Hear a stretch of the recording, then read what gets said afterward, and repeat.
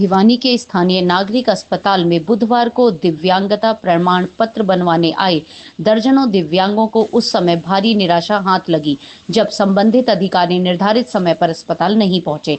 सुबह से ही कई दिव्यांग अपने परिजनों के साथ लंबी दूरी तय कर अस्पताल पहुंचे थे, लेकिन प्रमाण पत्र जारी करने वाली टीम के नहीं आने से वे पूरे दिन अस्पताल परिसर में भटकते रहे।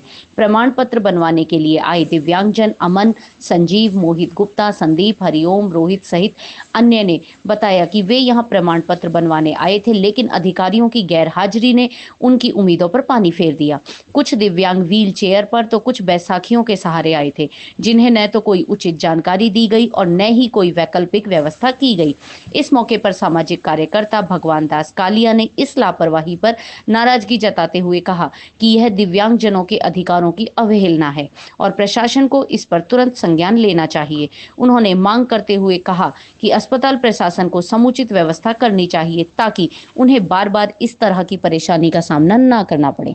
देखें भिवानी से मिंटू सैनी की यह रिपोर्ट। मेरा नाम रोहित है, मैं गांव देवराला से आया हूँ।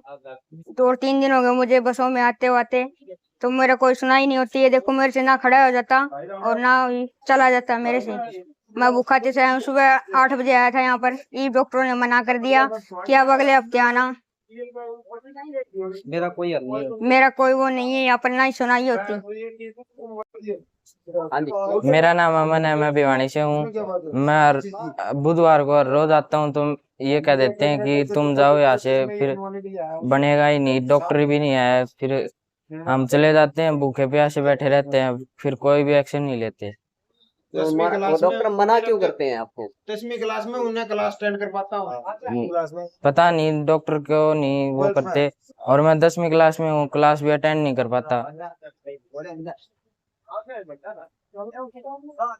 और ना ही खड़ा हो जाता। कृपया करके हमें ये समस्या का हल बताएं। सर मेरा नाम मोहित गुप्ता है। सर मैं 12th क्लास में हूँ। सर मेरा कल पेपर है, मैं तब भी आया हूँ यहाँ पे अपना हाथ का सर्टिफिकेट बनवाने। मेरे हाथ में दिक्कत है, मतलब थोड़ा दर्द होता है और ये सर्टिफिकेट नहीं बना रहे, और अभी ये कह रहे हैं कि हमें कल आना, मतलब अगले बुधवार को आना। अगले बुधवार को आना। हम 2-3 हफ्तों से ऐसे ही आ रहे हैं और ये हमेशा हमें घर भेज देते हैं। जी क्या कहते हैं आप? सर मेरा नाम दापा है, मैं यहाँ से स्वानी से आई हूँ भिवानी। मैं 3 महीने से लगातार आ रही हूँ, मैं चक्कर काट रही हूँ और मेडिकल मनवाने के लिए। कभी डॉक्टर आएंगे नहीं, कभी बैठते नहीं है, कभी डॉक्टर आते नहीं है। और शाम के टाइम 4 बजे के बाद में कहेंगे अब डॉक्टर नहीं आएगा, उस टाइम में हमारी फाइल दे देते हैं। मैं केरली स्वानी से मेरे घर यहाँ भिवानी आती हूँ, मेरे साथ में मेरे घर वाला कोई नहीं आता, क्योंकि मेरे पास में कोई किराया भी नहीं है। बार बार किराया देने के लिए हमारी मदद की जाए ताकि और बच्चे भी हमारी तरह रंग ना पाए। स्वास्थ्य मंत्री तक ये बात पहुँचे। लेकिन आज जी हाँ, यही हाल करते हैं। मैंने 3 महीने हो गए यहाँ चक्कर काटते हुए, लेकिन कोई सुनाई नहीं हो रही। यहाँ पे सब बच्चे यहाँ पे में बहुत ही बुरा हाल है यहाँ का। शाम के टाइम डॉक्टर बोलते हैं डॉक्टर यहाँ पे नहीं आएंगे। अब टाइम देख लो, इतने अब टाइम हो चुका है 4 के या 5 के करीब हो चुका है। डॉक्टर ने मना कर दिया कि अभी यहाँ पे डॉक्टर नहीं आएंगे, अगले हफ्ते आना है। 1 हफ्ते पे बात गई है फिर से। आज बुधवार को सर यहाँ पर मेडिकल बोर्ड बैठता है हैंडीकैप सर्टिफिकेट बनवाने के लिए। हमारे जो रिलेटिव हैं और इसमें एक मेरा बच्चा भी है जिसका हैंडीकैप सर्टिफिकेट बनवाना था, हम उसके पर्पज़ से यहीं इकट्ठे हुए थे।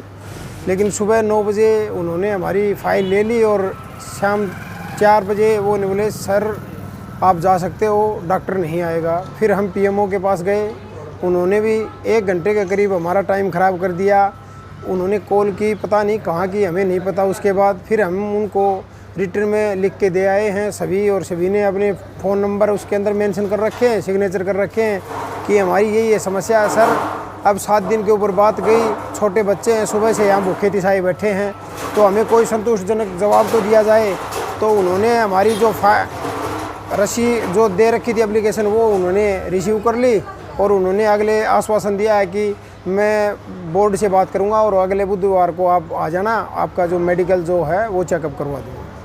तो हम यहाँ इकट्ठे हुए हैं ताकि मीडिया के द्वारा ये सूचना उन लोगों तक पहुँचे, वो अपनी ड्यूटी पर तैनात रहें, इन असहाय बच्चों की आकर के यहाँ पर मेडिकल चेकअप करें ताकि इनको जो सरकार के द्वारा जो प्रोत्साहन राशि वगैरह जो मिलनी है वो टाइम पर मिले। इसलिए सर